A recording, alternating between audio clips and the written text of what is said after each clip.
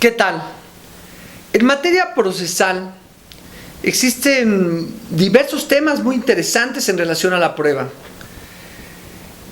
Por ejemplo, el ofrecimiento y admisión de la etapa intermedia, el desahogo y la valoración en la etapa de juicio son temas altamente interesantes. Esta cápsula vamos a tocar un aspecto particular que tiene que ver con el desahogo de la prueba testimonial, de la prueba pericial, de la documental, de la prueba material. La manera en cómo se desahogan. En relación a la testimonial y la pericial, su desahogo es idéntico. No hay distinción, no hay un trato diferencial entre perito y testigo. A los dos se les maneja con la misma regla, el interrogatorio y el contrainterrogatorio. Entre perito y testigo, ¿sí? En la práctica, al momento de estar viendo la manera de interrogarlo, la manera de contrainterrogarlo, pues no encontramos una distinción. Evidentemente, un testigo habla de un hecho que conoce a través de sus sentidos, y un perito va a hablar de hechos que conoce a través de la ciencia, arte, especialidad que aplicó en un caso concreto. Es decir, ambos casos son personas hablando de hechos, tanto testigo como perito. La documental y la prueba material son distintas. Estas no son independientes. En lo que a mí respecta, yo las considero pruebas auxiliares al testimonio, auxiliares del peritaje. Me explico. Un documento como tal, que tú pretendas incorporar a una audiencia de juicio ante un tribunal de enjuiciamiento, no puede hacerse mediante la simple lectura, como lo hacen en algunos estados con sus codificaciones estatales que todavía no han transitado al Código Nacional, que agarran, el abogado se pone a leer el documento íntegro y se tiene por incorporado, ¿no? Eso no es la vía correcta. El Código Nacional establece una forma adecuada de incorporar un documento, una prueba material, que es a través propiamente de una persona.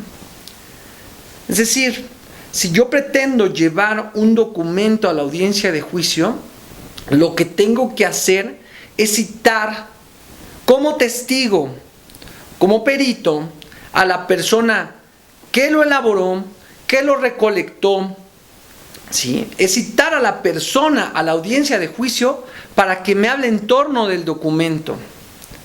Y con eso poder hacer la incorporación del documento. Es decir, el documento va a través de la persona que se sienta en el estrado.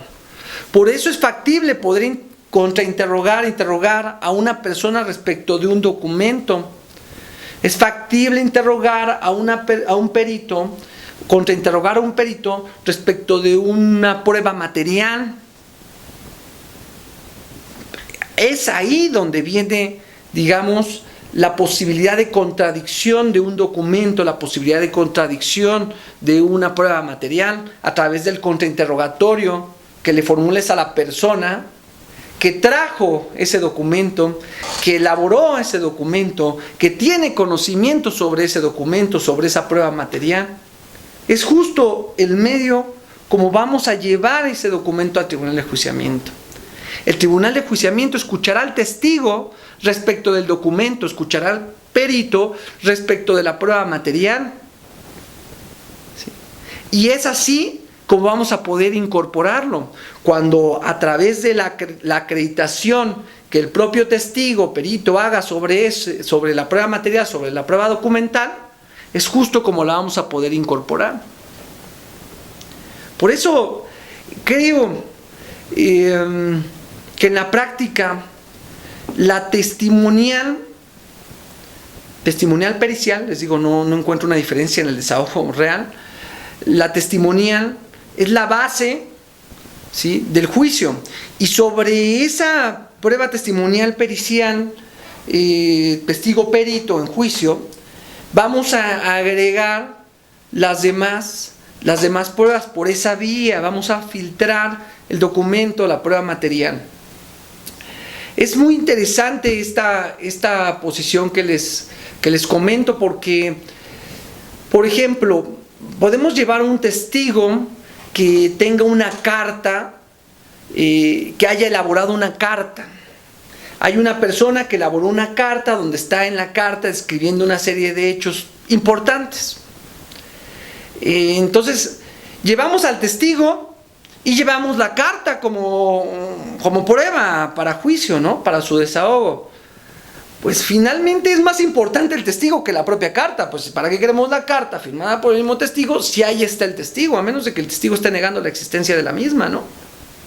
Pero si el testigo está conforme con el contenido del documento que él suscribió meses atrás, años atrás, pues es más importante llevar al testigo que nos hable del documento que llevar al documento como tal. Ahora, utilizamos el documento, la prueba documental, para reforzar la testimonial.